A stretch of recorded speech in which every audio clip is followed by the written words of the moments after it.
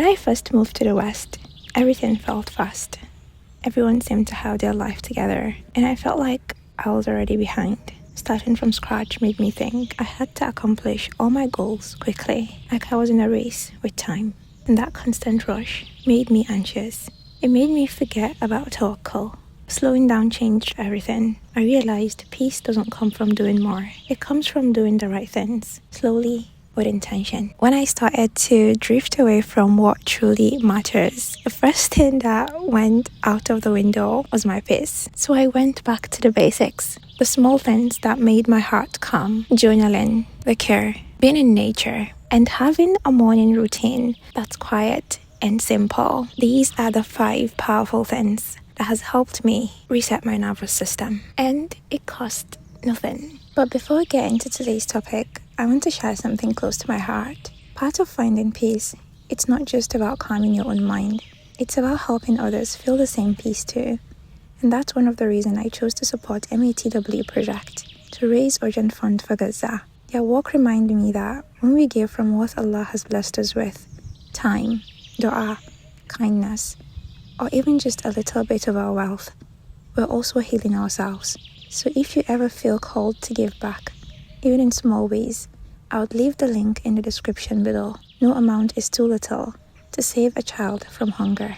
Jazakallahu khairan. Slowing down my mornings. How you start your day shapes how your entire day feels. For me, it used to be waking up and checking my phone, and I've completely stopped that. It gives me this heavy feelings that I don't want to carry into my day. Some days you wake up to an email you didn't like, or see something on social media that disrupts your peace of mind, and before you know it, you're carrying this heavy feeling throughout your day, because that is what you exposed your mind to immediately you woke up. And because our minds are fresh during that time, what you carry during that time tends to drag with you throughout the day. The best way to start your day is to start with Allah. I wake up, I go straight to the bathroom, make wudu, pray, and just sit in dhikr. In the remembrance of Allah, do heart find peace. And when you start with that, no matter what happens during the day, that peace will get you through it. Just try it for one day and tell me how you feel.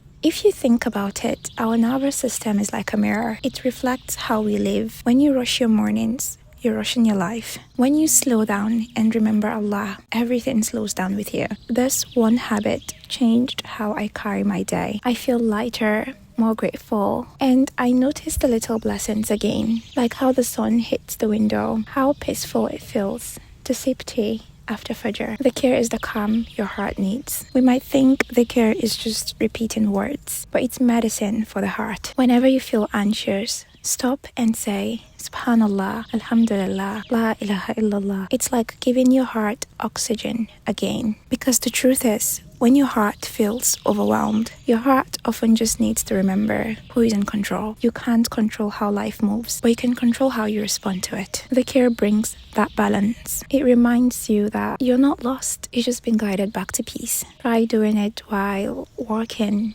cleaning, or just sitting quietly. No phone, no noises, just remembrance. It costs nothing but gives everything. Moving your body. Most times, the cure of feeling overwhelmed is not that deep. Your body just needs to move. The body stores stress, and when you move, you release it. For me, going on long walks became therapy. The air, the stillness, the way nature moves without hurry. It just teaches you that growth doesn't rush. The trees don't force their leaves to grow faster. The clouds don't stress about where they're drifting next. Allah's creation flows with ease. So should we. Even 10 minutes a day outside can really change how you feel. It's not just about exercising. It's more about being present with your body and also noticing the creation of Allah. Journal your thoughts. I started journaling when I realized my mind needed a space to. When everything is stuck in your head, you feel heavy. But when you write, you release.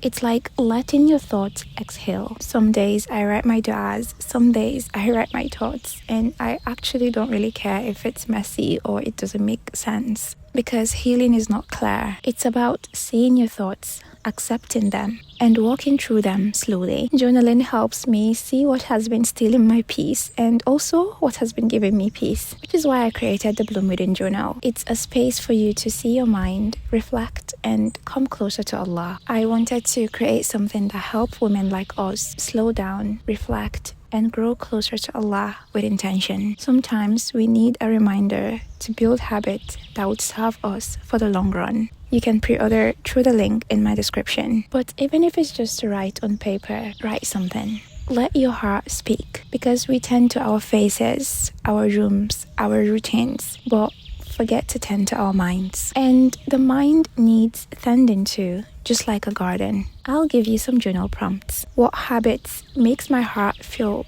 restless lately? What small acts bring me peace and help me get closer to Allah? And how can I slow down and trust His plans for me this week? Which brings me to my last point, trusting Allah. The biggest nervous system reset is trust. Trusting that what is written for you will come to you and what is not will pass you by. I used to stress over what's next, career, success, even timing.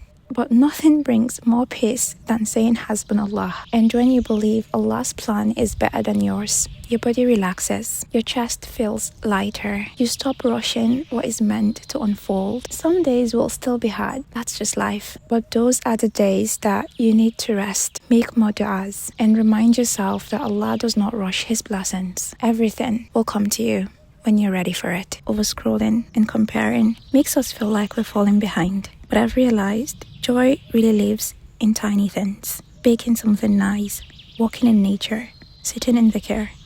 That's what keeps the heart soft and peaceful. You don't need more. You just need to slow down and remember who gave you the peace in the first place.